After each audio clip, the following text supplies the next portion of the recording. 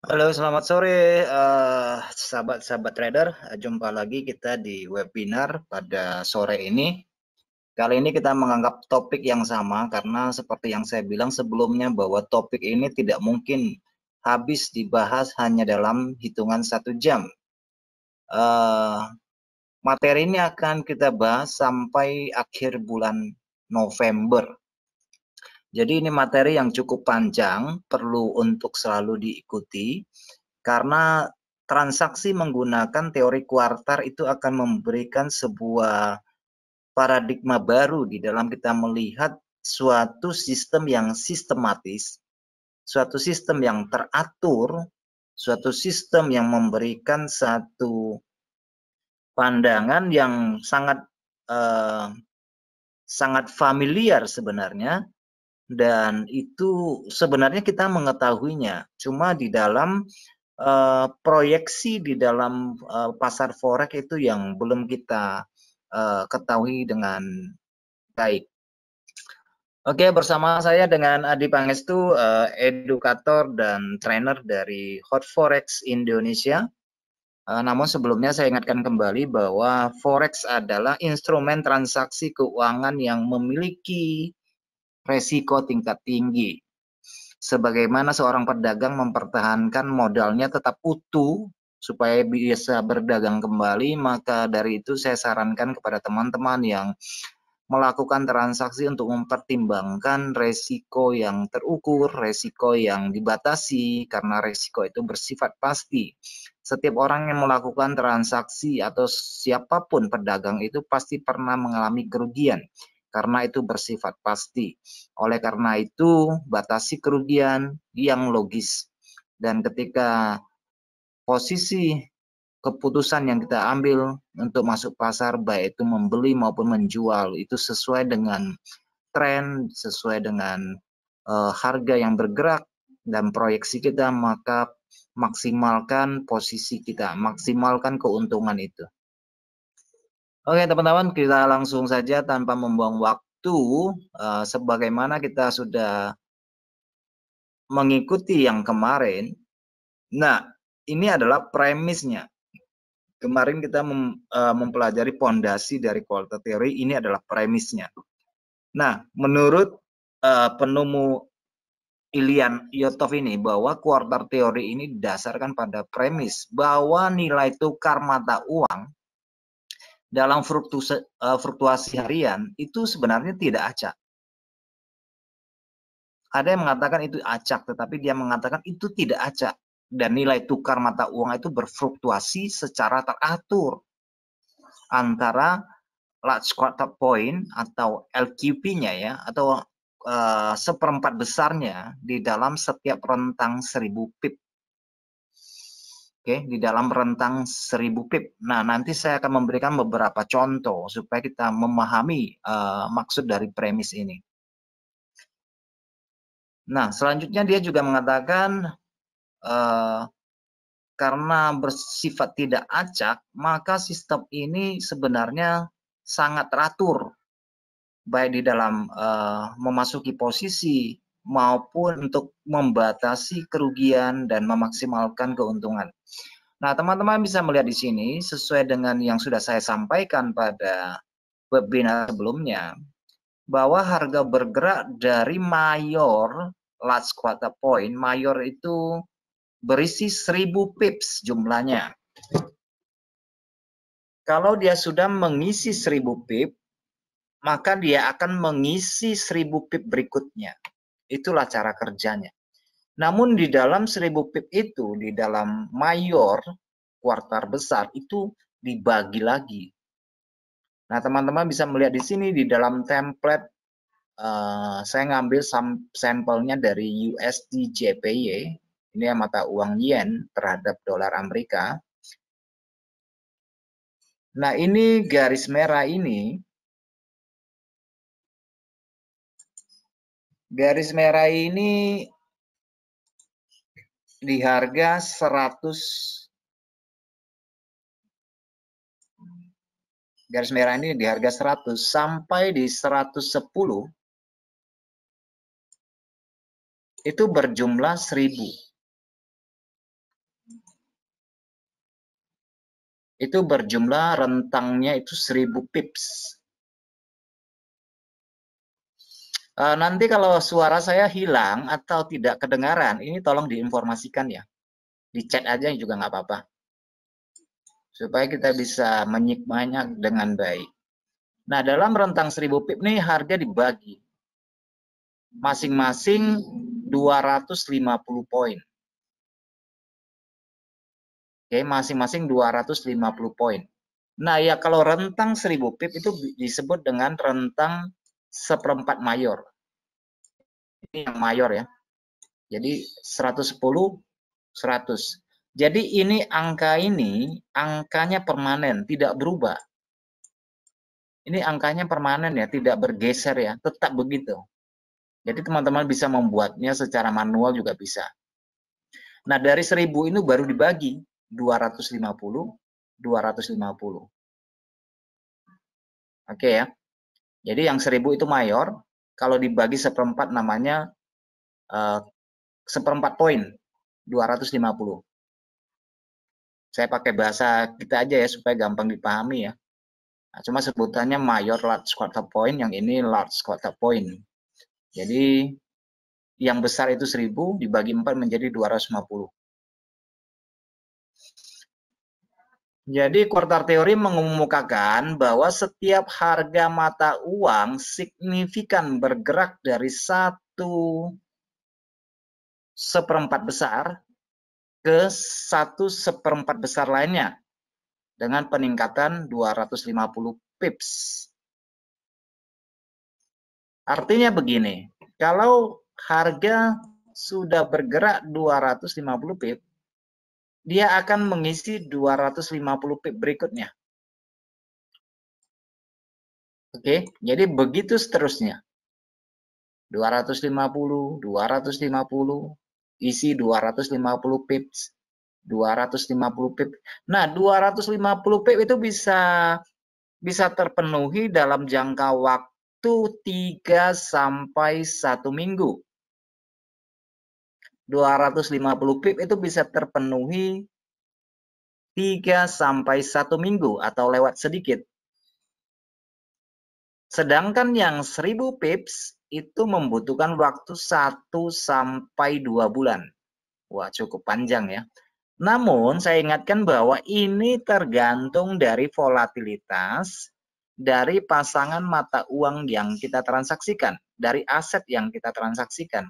Kalau kita transaksikan di emas ya cepat sekali, atau kita transaksikan di indeks ya cepat sekali angka 1000 itu selesai gitu ya. Tetapi ini kita berbicara di dalam aset mata uang.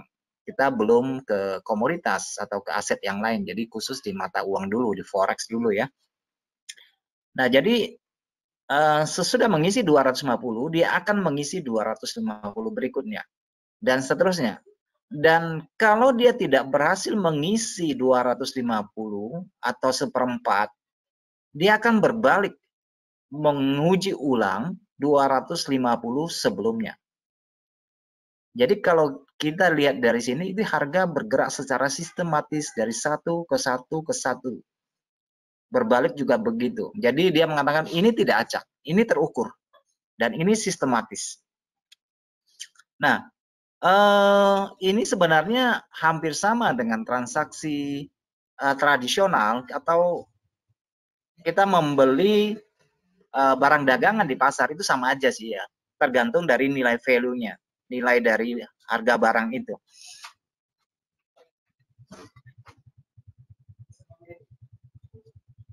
Oke. Ya, selanjutnya teori kuartal menantang gagasan yang mengatakan bahwa pasar keuangan itu kacau. Oh, ini harganya kacau ini. Kan sering ngomong gitu ya. Harganya nggak bener ini kok bolak-balik kacau katanya. Harga pasar bergerak acak. Dengan jelas harga bergerak teratur dari kisaran harga konstan 250 ke 250 berikutnya. Jadi nggak bener kalau harga itu kacau. Bagaimana dengan sideways? Apa itu nggak kacau? Nah, ini kita berbicara rentang harga ya. Kita berbicara ke rentang harga, bukan kepada struktur harga. Ya, kalau terjadi sideways juga ada rentangannya kan? Ada batasannya juga.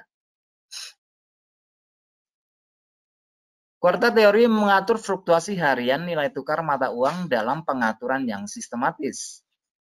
Kuartal teori membagi range 1000 pips menjadi 4/4, masing-masing 250, menetapkan rute. Rute itu artinya alamatnya, habis ini mau kemana nih? Kalau nggak sampai ini mau kemana nih? Jadi ada arahnya. Dari titik awal yang berbeda dan tujuan yang jelas. Jadi setiap pergerakan harga yang signifikan dimulai pada titik seperempat besar dan berakhir pada mayor quarter point. Ini maksudnya bagaimana ini? Nanti saya jelaskan. Saya baca dulu ya. LQP berfungsi sebagai lever support, resisten yang konstan, serta target yang logis tidak berubah-ubah. Wah. Jadi batasan harga ini dia akan berfungsi sebagai support dan resisten. Tidak berubah-ubah. Penembusan harga di atas last quarter point, yang last quarter point ingat ya, ini adalah seperempat ya. Ini adalah seperempat atau 250. Diperkirakan untuk menargetkan 250 pip berikutnya. Begitupun sebaliknya, ketika last quarter point yang menjadi targetnya tercapai, ini dianggap selesai, sudah terpenuhi, sudah terpenuhi. Nah, teman-teman bisa melihat di sini fungsi dari seperempat poin, yaitu 250, dia berfungsi sebagai resisten di sini dan dia berfungsi sebagai support. Jadi kalau dia sudah mengisi 250, maka last quarter point-nya dianggap selesai. Ya, selesai. Kalau sudah selesai mau kemana? Kita menunggu harga untuk kandang berikutnya, 250 pips berikutnya. Jadi ini kisarannya nanti ada sekitar 3 hari sampai 1 minggu. Ini ada aturannya. Cuma pada kesempatan ini saya belum membahas aturannya. Jadi saya step by step supaya materi ini bisa disampaikan dengan terang, bisa disampaikan dengan jelas. Mungkin di dalam benak teman-teman masih ada pertanyaan-pertanyaan ya. Tapi itu saya harap bersabar karena ini saya akan jelaskan sampai selesai. Sampai bulan November. Jadi satu-satu ya. Supaya nggak campur aduk. Kalau dicampur aduk dan nggak dapat clue-nya di mana. Sistem ini bagaimana bekerja. Oke, baik. Jika harga gagal menyelesaikan seperempat atau 250 poin, akan menyebabkan pembalikan harga dan membawa harga kembali ke seperempat poin atau 250 berikutnya. Pengulangan siklus dari 1/4 besar atau 250 pips ke berikutnya secara teratur terlihat sebagai pola harga yang dapat dikenali dalam fluktuasi harian, nilai tukar mata uang.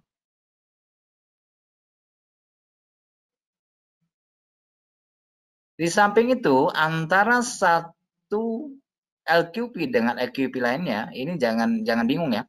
Maksudnya di antara 250 pips dengan 250 pips berikutnya yang berjumlah ini bisa dibagi menjadi 10 lagi. Wah, bisa dibagi lagi. Sebagai satuan terkecil. Masing-masing berjumlah 25 pips. Nah, ini maksudnya bagaimana nih? Maksudnya yang tadi, kalau yang mayor, last quarter point itu berjumlah 1000 pips, itu seperempatnya itu kan 250. Oke, 250 pips. Nah, tentu ini tidak semua orang melakukan transaksi dengan jangka waktu yang cukup lebar. Bagaimana dengan yang scalping? Bagaimana dengan yang intraday? Berarti ini nggak bisa dipakai dong. Tentu saja ini bisa, karena dia ada mayor small quarter point. Jadi dia juga mengambil 100 pip itu dibagi seperempat. Jadi masing-masing 25 pips. Jadi yang atas 250 ini adalah seperempat yang besar, yang ini seperempat yang kecil. Jadi ini small quarter point, ini large yang besar quarter point. Ini mayor large 1000 poin, ini mayor small 100 pip. Gitu ya. Nah, ini bisa difungsikan di dalam intraday transaksi maupun untuk scalping. Ini sangat bisa. Nanti kita buat apanya ya. Nah, kalau diperhatikan dari chart ini, yang 250 pip ini adalah yang warna kuning. Nah, ini yang berjarak yang saya sebutkan tadi. Oke, ini 250 pips dari harga 107.50 ke 110. Oke, ini berjumlah 250 pips. Nah, ini berjumlah 100 pip. Oke, jadi 108 ke 109, 107 ke 108, ini berjumlah 100 pip. Nah, yang ini berjumlah 25 pips, yang paling kecil. Nah, pembentukan dasarnya, kalau teman-teman perhatikan, harga kalau di 1 jam ya, di 1 jam, nanti kita lihat ke MetaTrader-nya. Saya selesaikan dulu ini materinya. Kalau kita perhatikan dalam hitungan jam, harga itu bergerak 25 naiknya. Terus ke 50, terus ke 75. Begitu juga koreksi ke 25 atau ke 50. Kalau untuk transaksi harian ya, coba diperhatikan. Nanti dia ke 100 poin. Nah, sehingga di dalam membuat akumulasi dari harga, rata-rata pergerakan dari aset mata uang yang kita transaksikan, mungkin kita sebut saja ini euro. Euro hariannya berapa? 75, paling kecil. Bisa ke 100. Kita ambil rata-ratanya ya. Kadang-kadang 125. Atau maksimumnya di 150. Bagaimana dengan GU? GU bisa rata-rata 75 hampir sama. Atau 100. Tetapi pergerakannya lebih kencang. Bukan 25 ke 25. Kadang-kadang bisa 50 langsung misalnya ya. Nah, itu tergantung dari karakter dari asetnya. Nah, apakah ini berlaku untuk semua jenis aset yang diperdagangkan? Ya, aset di sini ya bisa forex, bisa indeks saham gabungan, bisa komoditas seperti emas, seperti perak, seperti logam yang lain, atau untuk kopi, gula, atau nah itu semua komoditas ya. Apa bisa digunakan? Ya tentu saja bisa, bahkan ke pisang goreng aja bisa ya. Yang harganya 2.000 atau 5.000 bisa juga. Nah, jadi ini berlaku untuk semua jenis aset. Iya, tetapi tergantung dari nilai aset itu dihargai. Harganya berapa aset itu? Barang itu harganya berapa? Nah, di sini saya mengambil sebuah contoh ya. Maksudnya bagaimana ini? Nah, ini contoh. Nah, teman-teman perhatikan di sini ada 3 item alat komunikasi di sini. Ada 3 item ya, 3 merek. Yang pertama di sini adalah iPhone 11 Pro Max. Yang di bawah adalah Samsung Galaxy S20 smartphone. Yang ketiga adalah telepon wireless Panasonic. Sama-sama alat komunikasi. Yang ini berharga 15 juta. Yang Samsung berharga 9 juta. Yang telepon wireless ini seharga 350.000. Nah, sama-sama alat komunikasi, tetapi nilainya berbeda. Kenapa bisa berbeda? Karena kita memberikan satu penilaian terhadap produk tersebut. Dia berharga berapa? Atau dari pabriknya ya, ini bisa dihargai berapa supaya pabriknya memiliki keuntungan. Nah, tentu saja barang ini memiliki nilai prestisenya. Mungkin ini ada nilai gengsinya ya. atau yang ini ada nilai gengsinya dibandingkan daripada aspek kegunaannya. Atau dia memiliki banyak fitur yang bagus. Sedangkan yang ini adalah yang portable untuk kebutuhan kantor atau kebutuhan rumah. Jadi fiturnya lebih kurang. Jadi harganya segitu. Nah, ini adalah karakter dari penilaian kita terhadap produk 3 alat komunikasi ini. Bagaimana dengan itunya? Bagaimana dengan nilai nilai kuartalnya bagaimana ini? Nilainya ini bagaimana ini? Nah, saya memberikan contoh misalnya. Nah, kalau misalnya ini naik harga atau ini katakan bisa turun harga, ya turunnya bisa 1 juta. Turunnya bisa 500. Tapi dia nggak mungkin turunnya 10.000. Atau naiknya 10.000 atau naiknya 2.000, nggak mungkin untuk jenis barang ini. Karena nilainya tinggi. Maksudnya satuannya itu besar. Nilainya ini besar, di satuannya itu besar. Gitu ya. Yang di bawah juga memiliki tren transaksi seperti ini. Kalau turun bisa 1 juta, bisa 500.000, bisa 100.000. Karena nilainya. Tapi barang ini nggak mungkin mendadak turun menjadi 3 juta misalnya. Dari 9 juta mendadak menjadi 6 juta. Ini nggak mungkin. Jadi ada stepnya ya. Turun 1 juta atau turunnya di 500, turunnya di 400, turunnya di 600.000. Jadi nilainya. Sedangkan yang ini bagaimana? Ini nggak bertahan nih. Ya mungkin yang paling besar dia turun ya bisa 100.000. Yang di sini 10.000. Nah, jadi dari nilai estetika dari 3 jenis produk ini sudah jelas ini sangat berbeda. Oke. Nah, di dalam aset juga berbeda. Jadi teman-teman jangan bandingkan euro, USD dengan emas. Nilainya berbeda. Ini masih hitungan 1 dolar sekian, 1 euro sekian dolar. Ini 1 ons sudah dihitung berapa? Sekian dolar, sudah sangat besar sekali kan, gitu kan, beda kan? Misalnya ini berapa? Wah, udah beda.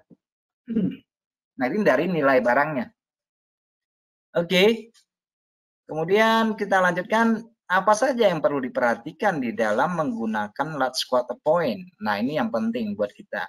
Sesudah kita mengetahui apakah kita menggunakan price action, apakah kita menggunakan momentum indikator atau indikator trend. Nah, ini yang paling penting, kan gitu ya. Oke, kita langsung ke MetaTrader supaya bisa langsung kita lihat ya. Jadi saya jelaskan satu-satu sehingga materi ini tidak ada yang lolos dari radar teman-teman. Jadi bisa dipahami dengan baik. Oke. Nah, teman-teman perhatikan di sini yang garis merah ini, mudah-mudahan layar saya itu kelihatan ya. Mungkin saya perlu hitamkan sedikit ya supaya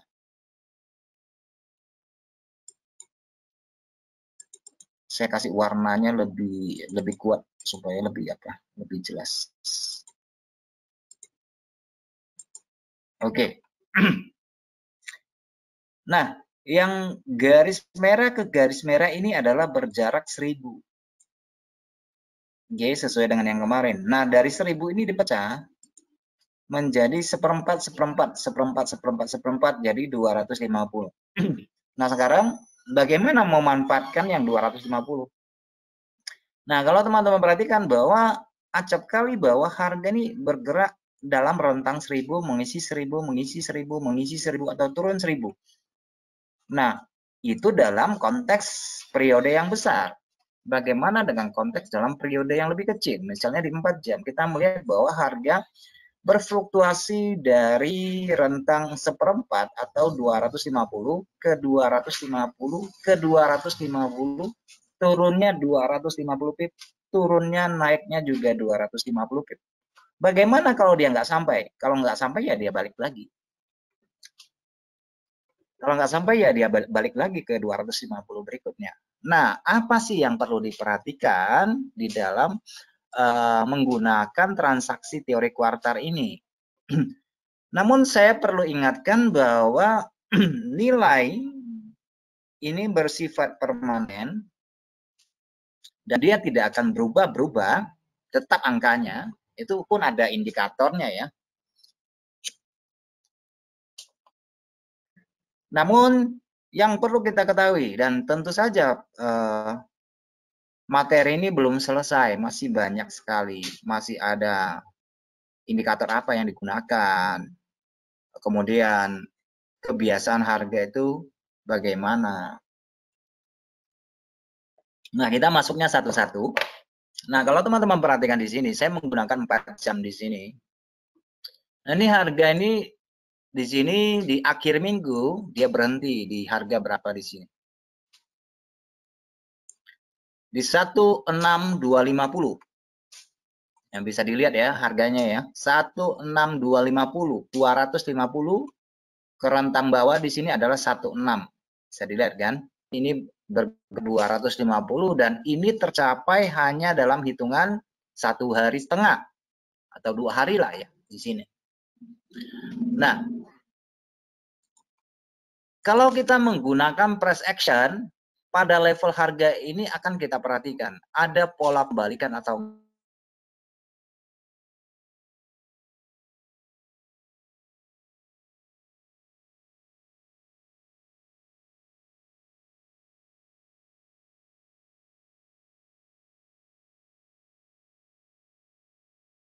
inside down, pola yang sangat kuat.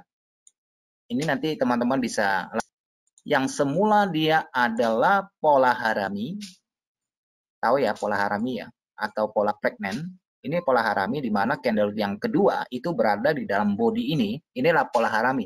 Tetapi kalau ada satu candle yang keluar dari body candle besar, namanya menjadi inside down, artinya candle ini keluar dari body yang ini. Ini adalah pola yang sangat kuat. Berulang kali saya katakan bahwa ini di dalam video-video saya di webinar maupun di channel YouTube saya katakan ini adalah pola yang sangat kuat. Jadi kalau teman-teman perhatikan ini pola yang sangat kuat. Nah, kita melihat ini perubahan harga terjadi di sini. Namun kalau terlalu terlalu besar range-nya dalam pola ini ya teman-teman bisa lihat di 1 jam tentunya. Jadi jangan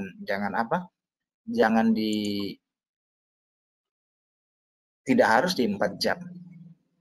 Oke, di sini kita mendapati sebuah pola pin bar, pola bearish engulfing, ada rejection 2 kali. Ini secara apa ya? Secara price action ya. Nanti bisa pakai indikator juga bisa. Nah, ini ada 2 kali retest. Nah, ini sebenarnya adalah indikasi bahwa harga tertahan di level 1/4, yaitu di 16250. Oke. Ini tertahan di 16250. Saya tidak gambar lagi ya. Habis itu harga turun. Turun mau kemana? Ya, kalau berdasarkan premisnya, ini harusnya turunnya 250 di garis merah bawahnya. Berarti di angka 1.6. Ini kan 16250, berarti ini 1.600. Nah, ini ada aturannya ya. Ketika kita melakukan entry berapa hari harus keluar, itu ada aturannya. Oke. Ini aturannya ada, berapa hari harus keluar. Jadi ada ketentuannya. Cuma belum saya bahas di sini. Saya fokus ini dulu supaya teman-teman paham. Kalau dia nggak sampai 250 seperti yang dikatakan, ini harga akan berbalik lagi. Nah, tentu ada alasannya kenapa harga nggak sampai di sini. Ada alasannya.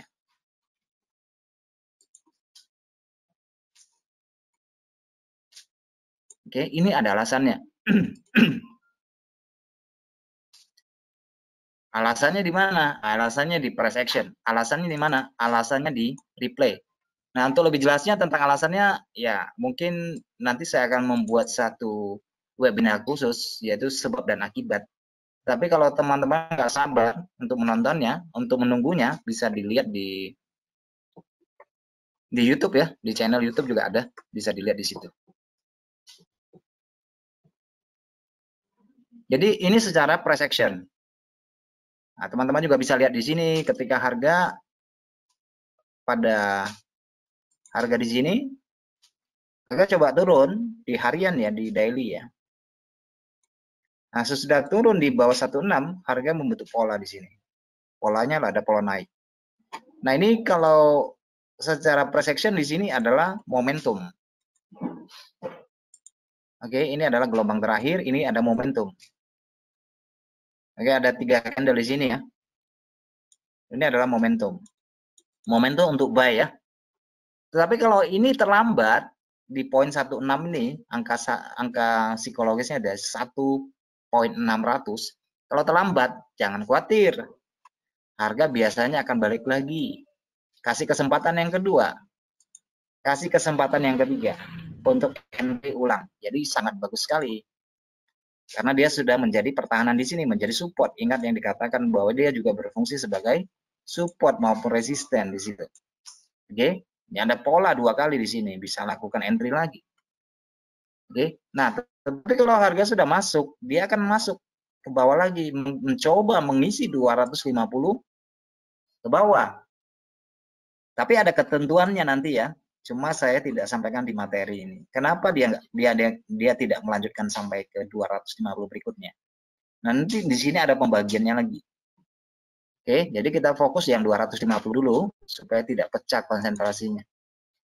Nah, di sini dia melewati 250 garisnya, garis merah ini di angka 16. Nah, di sini ada pola.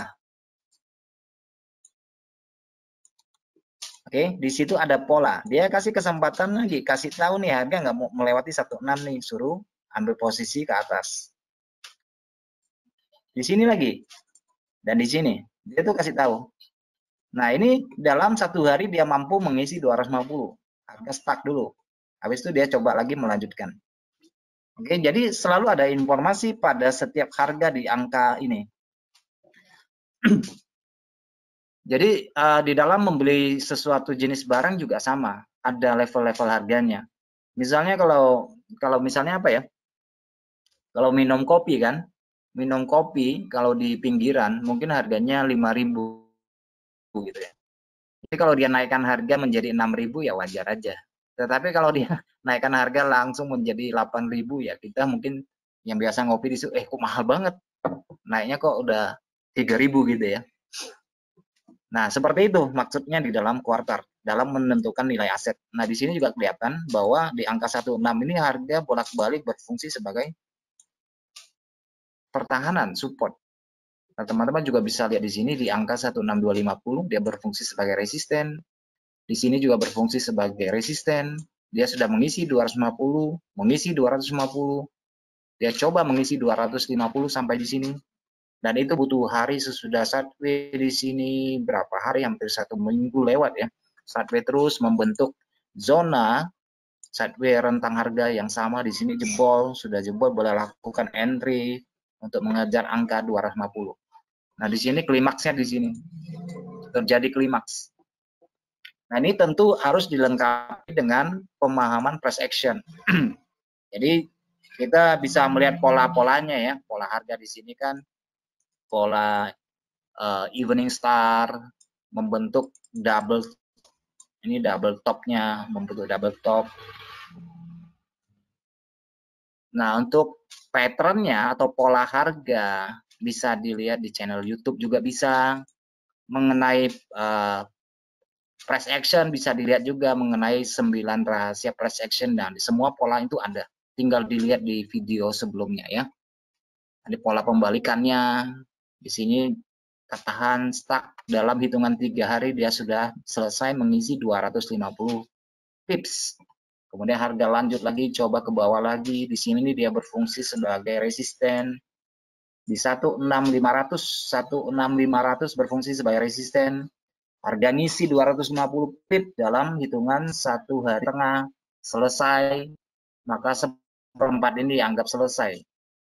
Sesudah selesai harga konsolidasi lagi di harga rentang tersebut di 16.250, dia coba turun, dia bermain di sini dan cukup lama dia bermain di sini, hampir berapa hari baru dia ngisi ya, makanya dia ada aturannya berapa hari harus keluar. Nah, di sini cukup lama baru terisi 250. Di angka 16 lagi. 16 konsolidasi lagi. Karena kenapa 16? Karena itu dia menjadi level psikologis. Di mana orang menganggap itu terlalu mahal atau itu terlalu murah. Dan tentu saja ada sebab alasan lain pada masa lalu. Di sini, bahwa masa lalu dia pernah menjadi support kuat di sini, di angka 16 ini. Jadi dia saling berkaitan. Nah, sesudah mengisi 250 fluktuasinya ini, dan akhirnya dia membreak out neckline dari harga ini, yaitu support yang kuat ini berhasil sekarang dia lewati. Di 16 berhasil dilewati, ada retest lagi di sini, dia kasih informasi ini retest untuk mengambil harga yang murah, supaya kita memiliki kesempatan untuk sell, untuk mendapatkan 1000 pip lagi di bawah.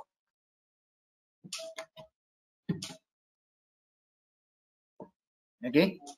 Namun dalam mencapai 1000 pip memang tidak secara otomatis langsung ngisi 1000 gitu ya. Selalu ada prosesnya yang seperempat itu. Nah, itu secara price action.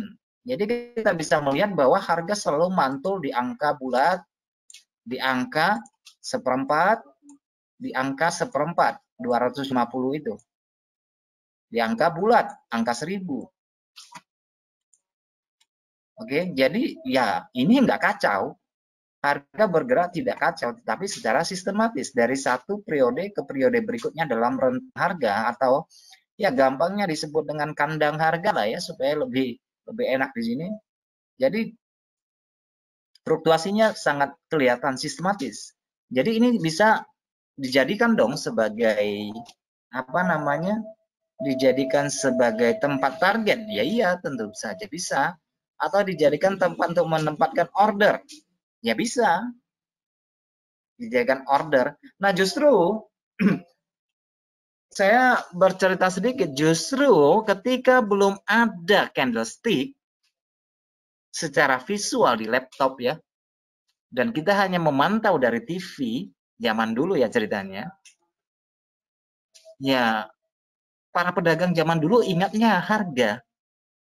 Ingatnya tuh harga, ingatnya ya harga. Sesudah ada teknologi baru kita bisa nampak wujud dan visual dari harga tersebut di dalam candlestick. Nah, zaman dulu nggak ada, belum secanggih ini maksudnya ya. Jadi belum ada kesempatan untuk melihat seperti ini. Nah, mereka yang mengingat harga,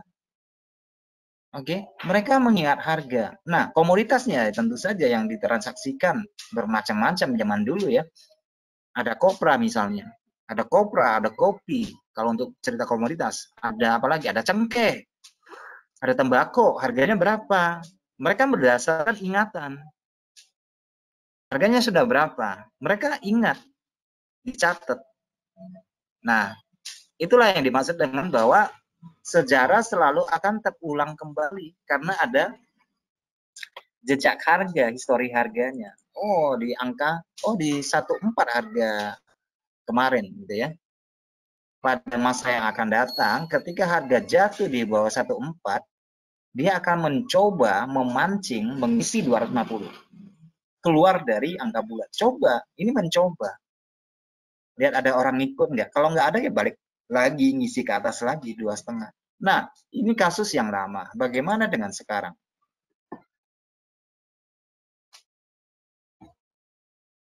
Itu yang kasus yang lama kan? Nah, sekarang bagaimana? Apakah masih memiliki efek yang sama? Iya, masih. Perhatikan, ini adalah pound sterling. Sekarang harga di 1,3. Ini 1,3 adalah mayor. Mayor large kata point. Angka bulat sempurna. Teman-teman bisa melihat di sini sudah berapa kali dia menjadi penghalang, menjadi support dan resisten. Teman-teman bisa melihat di sini di bagian bawah 250 pips. Di sini. Di sini. Ini adalah 250 pips. Nah, yang perlu diperhatikan adalah perubahan bentuknya di sini. Perubahan bentuk dari candle kalau kita menggunakan price action. Perubahan dari bentuk harga dalam pola candle.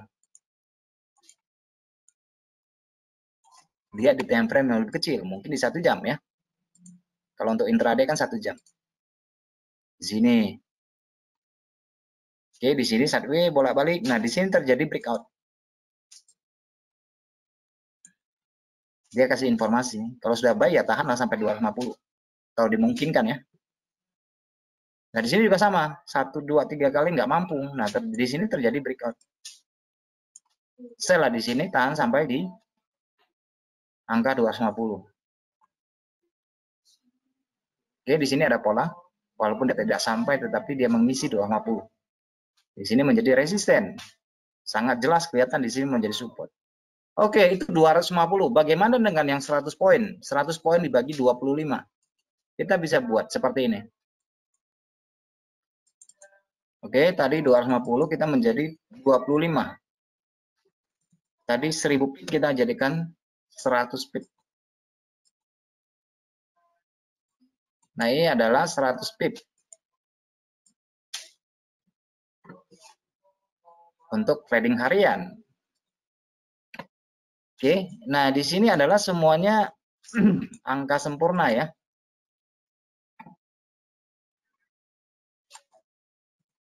Nah, jarak garis merah ke merah itu berjarak 100 pip. Di sini 100 pip nih. Nah, dari 100 itu bisa dikalkulasikan masing-masing 25 pips. Nah, ini misalnya kita buka di 30 ya, di 30 menit. Nah, teman-teman bisa melihat di sini. Nah, satu candle atau dua candle dia akan mengisi 25 pips. Dari sini 25. Dari sini 25. Nah, di sini angka sempurna di angka 13. Polanya apa? Pola harganya. Polanya adalah inside bar, ada satu candle rejection, tuh. Nah, habis itu suruh sell di sini. Ini ada shooting star di situ, candlenya nih. Habis ini ada dia sell di sini. TP-nya berapa? Kalau untuk scalping ya 25, udah selesai.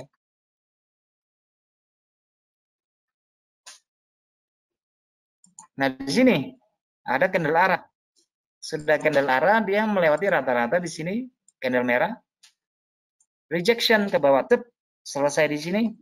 Nah, dia habis itu dia suruh buy di sini. TP ke 25 di sini. Garisnya kan 25. Untuk scalping dah.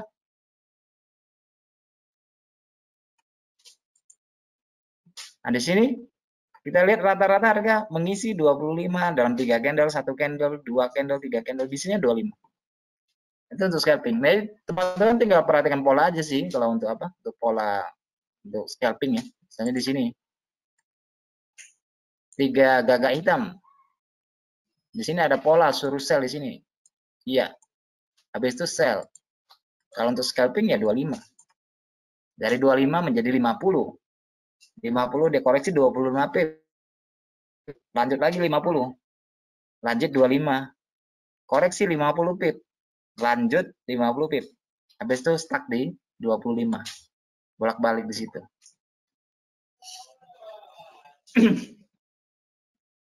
Oke.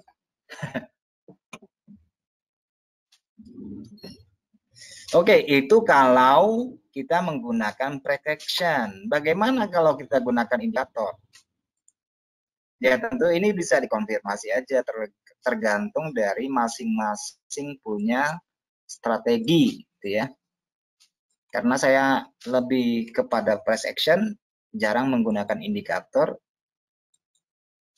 Jadi saya menggunakan pendekatan di price action. Tetapi kalau menggunakan indikator, apakah itu bisa? Ya tentu saja bisa. Nah, harga turun di bawah range 100, di sini ya 1, 2, 3. Nah ini kan Bollinger Band-nya kan sudah mekar di sini, sudah. Nah itu menunjukkan tren yang kuat, tren turun yang kuat. Tetapi kalau harga yang langsung nyebrang begitu, ini bukan tren. Biasanya hanya aksi ambil untung di sini karena dia langsung memotong Bollinger Band.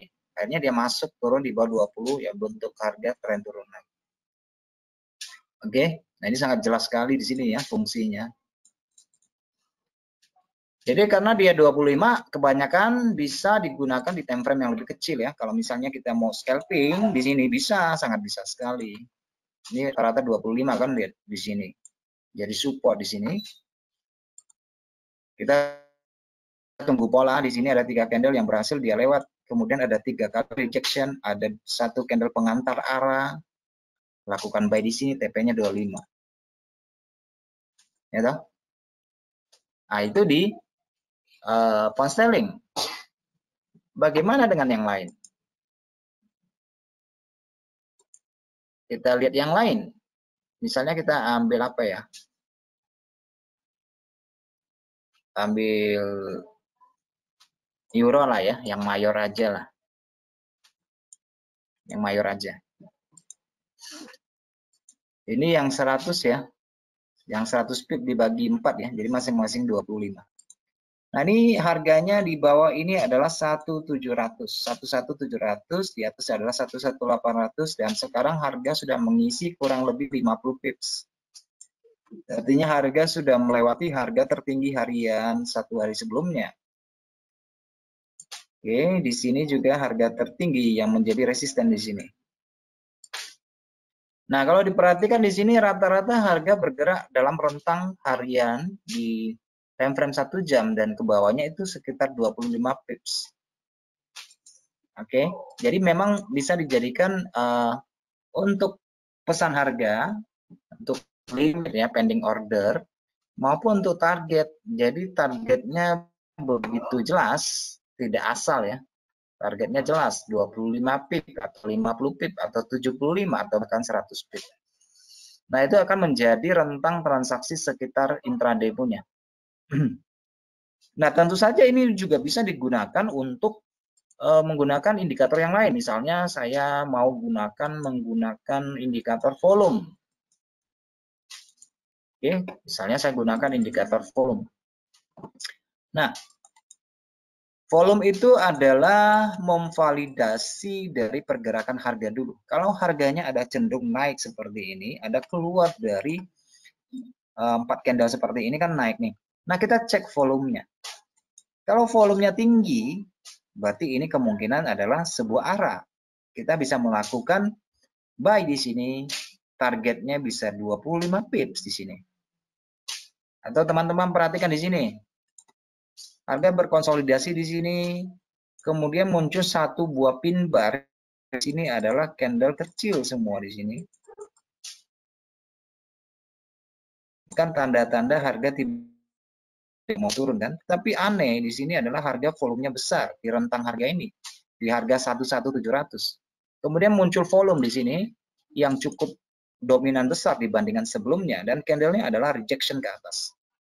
Nah, di sini udah bisa langsung lakukan open posisi beli tanpa harus menunggu candle yang ini misalnya. Karena masih terukur resistnya. Buy di sini targetnya 25, sudah selesai. Oke. Jadi bisa dikonfirmasi dengan volume di rentang harga ini. Harga turun, cek dulu. Volumenya bagaimana? Besar nggak nih? Oh, volumenya tinggi. Oke, bisa lakukan entry di sini, targetnya di garis merah, sudah selesai. Jadi tidak membutuhkan trading itu tidak apa ya? Dengan banyaknya entry tidak membuktikan bahwa itu akan menjadi trading yang berhasil. Yang penting akurasinya dulu. Akurasi entry. Oke. Tidak, bukan berarti banyak entry itu banyak untung. Banyak entry ya bisa banyak buntung, bukan banyak untung gitu ya. Nah, misalnya di sini, oke, ini adalah resisten sebelumnya, zonanya di sini. Nah, harga di sini reject ke atas, turun lagi, kemudian candle turun, volumenya tinggi. Nah, di sini ada rejection ke atas, volumenya sangat tinggi. ya kan? Volumenya sangat tinggi. Nah, kalau kita tidak memahami, tidak berarti bahwa volume besar itu pasti harganya naik. Tidak seperti itu. Kita harus perhatikan biasnya, kecenderungannya. Kecenderungan harga tingginya kok biasnya cenderungnya kok menurun ya, lebih rendah. Walaupun ada pola candle ini, stop dulu, jangan entry dulu, tunggu. Kalau ada candle yang cross di atas, karena ini kan cross di atas resisten atau candle kecil ini, volumenya besar, baru bisa lakukan entry buy. Tetapi sesudah candle ini muncul candle turun, dikonfirmasi oleh volume yang masih tinggi. Jangan dilihat merahnya ya. Merah itu membuktikan dia lebih kurang volumenya dibandingkan yang satunya. Tapi kalau volume ini harus dilihat secara akumulasi, tidak hanya tick by tick atau bar by bar, tapi juga bisa lihat dia secara akumulasi. Nah, menggunakan indikator apakah yang lain bisa untuk memvalidkan bahwa harga berhenti? Ya tentu saja bisa ya, teman-teman bisa menggunakannya. Mau pakai indikator apa? Misalnya pakai indikator satu lagi. Saya mau gunakan MACD misalnya.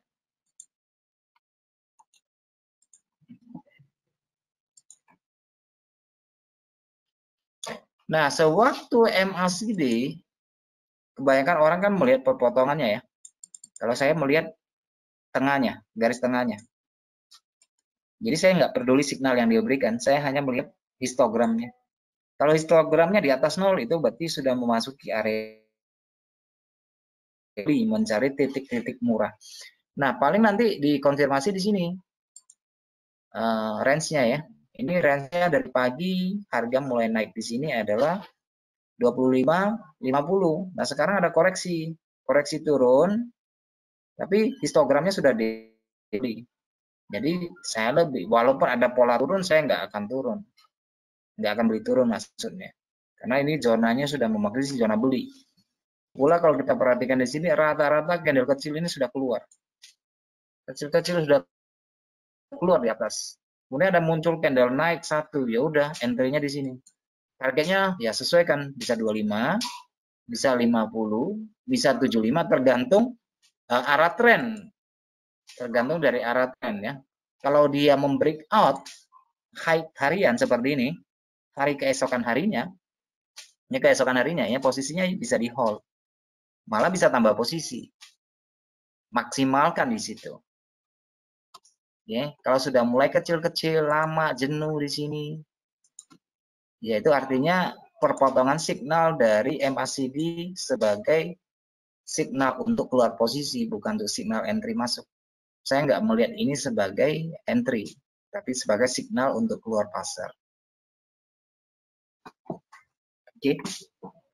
Jadi perpotongan MA9 terhadap histogram itu buat saya ya, bukan buat orang lain. Kalau secara ini adalah signal untuk masuk buy, tetapi buat saya adalah signal untuk keluar pasar. Ini adalah signal untuk keluar pasar, bukan signal untuk entry pasar. Karena posisinya masih di histogramnya masih di atas. Bagaimana dengan price action-nya? Karena price action-nya mengatakan bahwa harga masih baru saja dia breakout. Harga tinggi satu hari sebelumnya, bahkan melewati 2 hari. Ini turun supaya mencari titik keseimbangan. Gitu ya. Jadi kan karena saya penganutnya tren follower.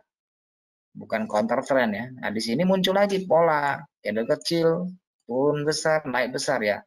Siap-siap aja tunggu di daerah sini untuk melakukan entry lagi. Oke, melakukan entry buy lagi. Nah, di sini ada pola lagi. Dia di 11700 bertahan 11700 menjadi angka psikologis. Menjadi dari small large quarter point di sini. 1 kali, 2 kali, 3 kali. Nggak turun-turun di angka ini. Perhatikan polanya. Oke, perhatikan polanya. Di sini sudah daerah sell. Tunggu saja sampai harga histogramnya di atas. Sudah di atas histogramnya, sudah breakout belum? Oh, di sini sudah breakout nih. Breakout candle merah ya, melewati candle merah. Tunggu aja. Turun di sini muncul satu candle naik. Nah, ini sih adalah momentumnya. Start entry, ambil posisi ke atasnya di sini. Targetnya bisa 25, 50 dan 75 bahkan 100. Jadi ini sangat fleksibel ya, nggak baku sekali. Jadi apakah rentang harga ini bisa diadopsi sebagai sistem transaksi? Bisa saja, tetapi yang perlu saya ingatkan bahwa rentang harga, angka-angka permanen ini jangan kita jadikan satu dasar yang baku bahwa ini seperti penjara harga. Oke, wah pasti sampai di 17 mental balik lagi. Jangan sampai kita punya pikiran seperti itu ya. Bagaimanapun ini pasar itu sangat dinamis bergeraknya, tidak bisa dibatasi karena ini masalah minat. Masalah minat ini susah, masalah selera ini susah, nggak ada batasnya gitu ya, kira-kira begitu. Pasar ya begitu. Jadi ini hanya sebuah alat bantu psikologis. Manusia pada hakikatnya tidak menyukai pecahan. Jadi pecahan yang mereka ingat, yang enak diingat itu ya seperti ini. 1/4 masih oke. 1/2 itu kan setengah. Oke. 3/4 oke. Ya kan? Berarti 0,75. Nah, ini pecahan yang diingat orang, masuk yang gampang diingat orang. Tetapi kalau pecahannya sudah semeraut misalnya, lihat aja pusing misalnya. 6/8 misalnya. Waduh, apaan tuh? Atau 10/3 misalnya. Orang sudah nggak suka. Atau 3/8. Orang hitung aja, lihat aja udah udah pusing. Jadi manusia lebih suka yang 1/4, setengah. Jadi 25, 50, setengah ya 50. 3/4 ya 75, 1/4 ya 25. Nah itu yang paling gampang diingat. Karena ini menyangkut psikologis ya, menyangkut psikologis manusia itu sendiri. Sama seperti uangnya ada di dompet tuh, pecahannya kan 100.000 yang besar, kemudian ada 50, kemudian ada yang baru 75, ada yang 20, ada yang 10.000, 5.000, 2.000. Nah, semuanya itu adalah kuartal sebenarnya. Alat yang digunakan untuk memudahkan penukaran pecahannya di situ. Oke, waktu kita sudah tinggal 1 menit. Apakah ada yang mau bertanya? Jadi ini adalah teori 1/4 yang 250 dengan yang 100 sama yang 25. Untuk next lesson minggu depan kita akan membahas satu level yang sangat krusial. Level ini selalu menjadi level harga pembalikan yang kuat. Level harga apakah itu? Nah, itu ada yang istilahnya level keraguan harga. Jadi orang mencoba menaikkan harga. Katakanlah jual sepatu, satu pasang sepatu 300.000. Nah, pedagang selalu mencoba naikkan harga. Wah, 300 sekian atau 400 atau 500. Itu ada level harganya yang dinilai pantas untuk menaikkan harga itu. Dia akan coba naikkan barangnya. Namanya mencoba, nggak ada salahnya naikkan harga kan. Ya seperti itu, di dalam transaksi forex juga begitu. Nggak ada salahnya orang coba-coba, ada kelebihan sedikit atau kurang sedikit itu hal yang lumrah. Tetapi apakah itu berhasil masalahnya? Kan gitu kan? Oke.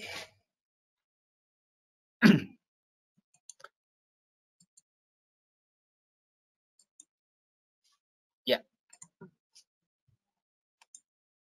Oke, teman-teman kalian, apakah ada yang mau bertanya? Sisa waktunya sih nggak ada lagi sih. Tapi kalau ada yang penasaran mau bertanya boleh. Satu pertanyaan. Ada nggak?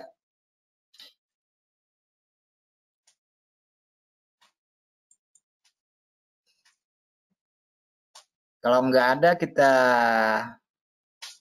sudahi ya. Nah, teman-teman yang membutuhkan analisa pandangan dan berita bisa buka di sini ya. Oke, sampai di sini dulu. Terima kasih yang sudah hadir pada sore ini. supaya apa yang disampaikan pada kesempatan ini memberikan manfaat buat teman-teman semua, memberikan satu paradigma baru di dalam melihat harga. Oke, sampai jumpa pada hari yang sama, waktu yang sama pada pekan depan.